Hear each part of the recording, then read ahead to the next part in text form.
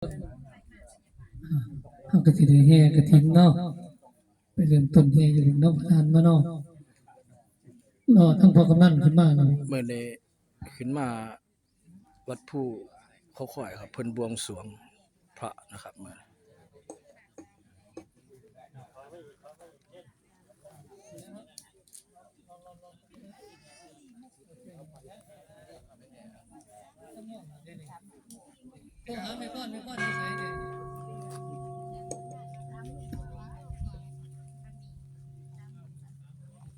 โอ้รอพ่อกำนันกันเนาะพ่อทานมีหยังเว้าแล้วพ่อทานให้พ่อทานเว้าให้กำลังใจลูกศิษย์ลูกหาคนก็บ่หลายปานใดครับ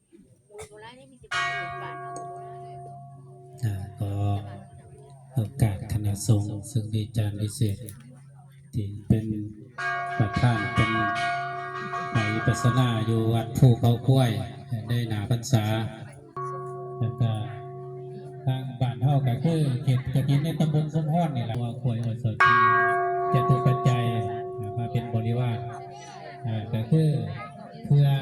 รับอานิสงส์ความเชื่อเขาจะสั่นแต่ว่าที่นี่ก็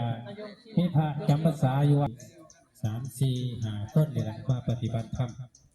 สมาธิมาจำได้จะเห็นเดินโยกนั่งสมาธิอยู่ได้เห็นว่าปฏิบัติดีปฏิบัติชอบเป็นยอมเพราะว่าส่วงน้ำนะส่วงน้ำซอกก็เลย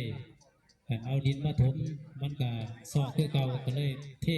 ทับไปเป็นช่วงก็เส้นเข้ามาเส้นซีแพครถซีแพคเข้ามาขั้นหนึ่งกัน8,600 บาทนะขั้นหนึ่งกับ4 คิวละ2,150 บาทจากร้านขุดฝนวันตกเป้า